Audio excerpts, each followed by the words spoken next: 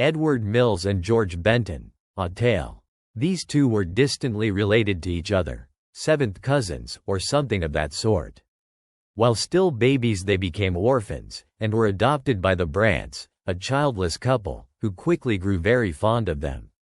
The Brants were always saying, "Be pure, honest, sober, industrious, and considerate of others, and success in life is assured."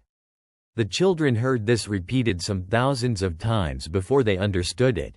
They could repeat it themselves long before they could say the Lord's Prayer. It was painted over the nursery door, and was about the first thing they learned to read. It was destined to be the unswerving rule of Edward Mills's life. Sometimes the Brants changed the wording a little, and said, "Be pure, honest, sober, industrious, considerate, and you will never lack friends." Baby Mills was a comfort to everybody about him. When he wanted candy and could not have it, he listened to reason, and contented himself without it. When baby Benton wanted candy, he cried for it until he got it. Baby Mills took care of his toys. Baby Benton always destroyed his in a very brief time, and then made himself so insistently disagreeable that, in order to have peace in the house, little Edward was persuaded to yield up his playthings to him. When the children were a little older, Georgie became a heavy expense in one respect. He took no care of his clothes. Consequently, he shone frequently in new ones, which was not the case with Eddie. The boys grew apace. Eddie was an increasing comfort, Georgie an increasing solicitude. It was always sufficient to say, in answer to Eddie's petitions, "I would rather you would not do it," meaning swimming, skating, picnicking, berrying, circusing, and all sorts of things which boys delight in. But no answer was sufficient for Georgie. He had to be humored in his desires, or he would carry them with a high hand. Naturally, no boy got more swimming, skating, berrying, and so forth than he. Nobody ever had a better time. The good Brants did not allow the boys to play out after 9 in summer evenings. They were sent to bed at that hour. Eddie honorably remained. But Georgie usually slipped out of the window toward 10, and enjoyed himself until midnight. It seemed impossible to break Georgie of this bad habit, but the Brants managed it at last by hiring him, with apples and marbles, to stay in. The good Brants gave all their time and attention to vain endeavors to regulate Georgie. They said, with grateful tears in their eyes, that Eddie needed no efforts of theirs. He was so good, so considerate, and in all ways so perfect. By and by the boys were big enough to work, so they were apprenticed to a trade. Edward went voluntarily. George was coaxed and bribed. Edward worked hard and faithfully, and ceased to be an expense to the good Brants. They praised him, so did his master. But George ran away, and it cost Mr. Brant both money and trouble to hunt him up and get him back. By and by he ran away again, more money and more trouble. He ran away a third time, and stole a few things to carry with him. Trouble and expense for Mr. Brant once more, and, besides, it was with the greatest difficulty that he succeeded in persuading the master to let the youth go unprosecuted for the theft. Edward worked steadily along, and in time became a full partner in his master's business. George did not improve. He kept the loving hearts of his aged benefactors full of trouble, and their hands full of inventive activities to protect him from ruin. Edward, as a boy, had interested himself in Sunday schools, debating societies, penny missionary affairs, anti-tobacco organizations, anti-profanity associations, and all such things. As a man, he was a quiet but steady and reliable helper in the church, the temperance societies, and in all movements looking to the aiding and uplifting of men. This excited no remark, attracted no attention, for it was his natural bent. Finally, the old people died. The world testified their loving pride in Edward, and left their little property to George, because he needed it, whereas, owing to a bountiful providence, such was not the case with Edward. The property was left to George conditionally. He must buy out Edward's partner with it, else it must go to a benevolent organization called the Prisoner's Friend Society. The old people left a letter, in which they begged their dear son Edward to take their place and watch over George, and help and shield him as they had done. Edward dutifully acquiesced, and George became his partner in the business. He was not a valuable partner. He had been meddling with drink before.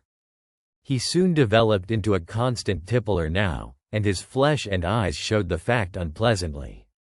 Edward had been courting a sweet and kindly-spirited girl for some time. They loved each other dearly, but about this period George began to haunt her tearfully and imploringly, and at last she went crying to Edward, and said her high and holy duty was plain before her. She must not let her own selfish desires interfere with it. She must marry poor George, and reform him. It would break her heart, she knew it would, and so on, but duty was duty. So she married George, and Edward's heart came very near breaking, as well as her own. However, Edward recovered, and married another girl, a very excellent one she was, too. Children came to both families. Mary did her honest best to reform her husband, but the contract was too large. George went on drinking, and by he fell to misusing her and the little one sadly. A great many good people strove with George, they were always at it, in fact, but he calmly took such efforts as his due and their duty, and did not mend his ways. He added a vice, presently, that of secret gambling. He got deeply in debt. He borrowed money on the firm's credit, as quietly as he could, and carried this system so far and so successfully that one morning the sheriff took possession of the establishment, and the two cousins found themselves penniless.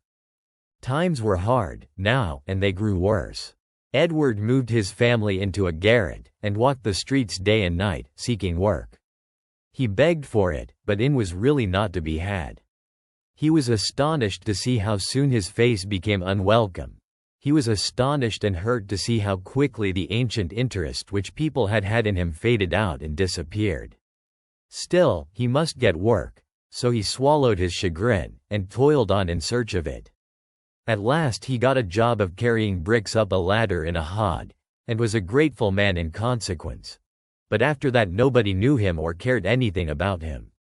He was not able to keep up his dues in the various moral organizations to which he belonged, and had to endure the sharp pain of seeing himself brought under the disgrace of suspension.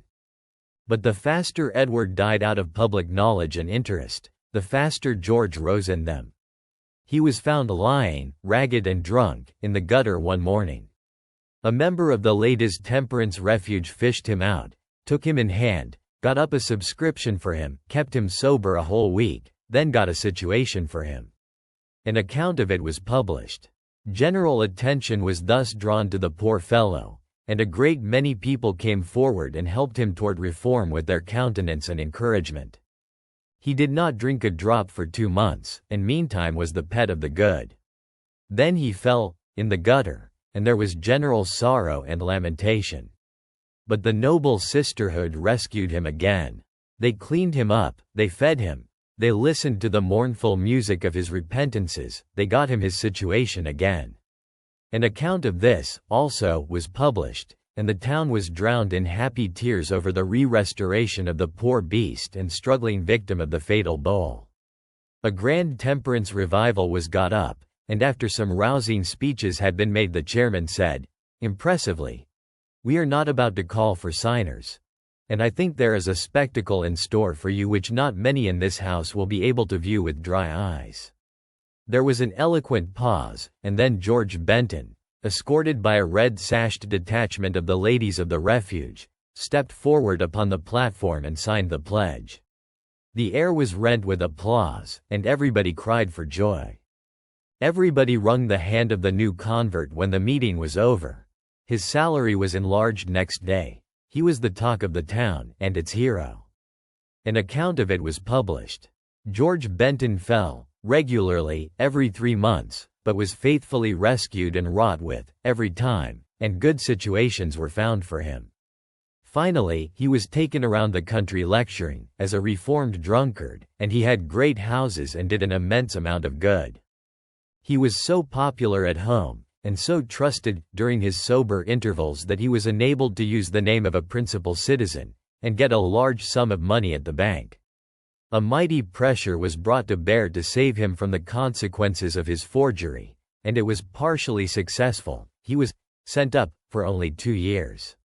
When, at the end of a year, the tireless efforts of the benevolent were crowned with success, and he emerged from the penitentiary with a pardon in his pocket, the Prisoner's Friend Society met him at the door with a situation and a comfortable salary, and all the other benevolent people came forward and gave him advice, encouragement and help. Edward Mills had once applied to the Prisoner's Friend Society for a situation, when in dire need, but the question, "Have you been a prisoner?" made brief work of his case. While all these things were going on, Edward Mills had been quietly making head against adversity. He was still poor, but was in receipt of a steady and sufficient salary, as the respected and trusted cashier of a bank. George Benton never came near him, and was never heard to inquire about him. George got to indulging in long absences from the town. There were ill reports about him, but nothing definite.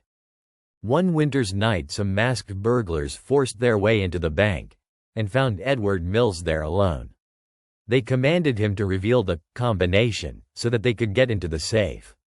He refused. They threatened his life. He said his employers trusted him, and he could not be traitor to that trust. He could die, if he must, but while he lived he would be faithful. He would not yield up the combination. The burglars killed him. The detectives hunted down the criminals. The chief one proved to be George Benton.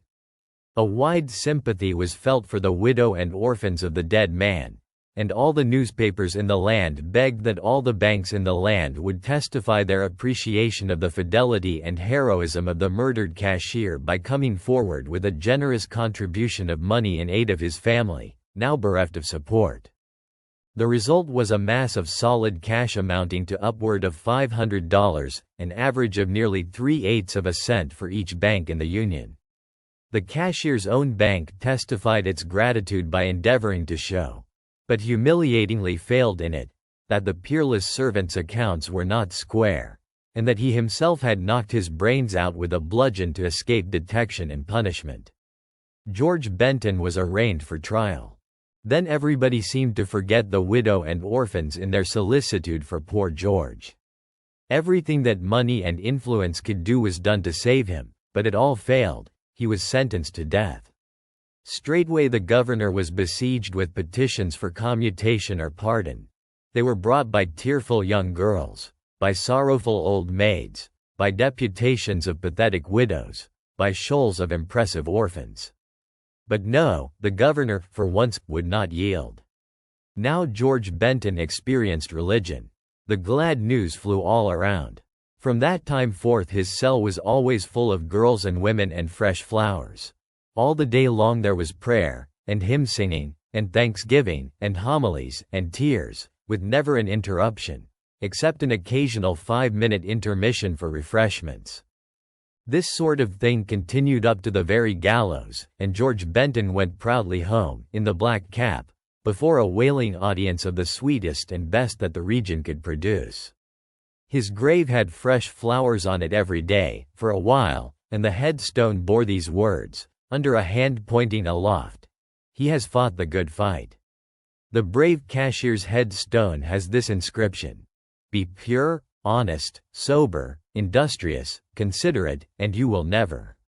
Nobody knows who gave the order to leave it that way, but it was so given.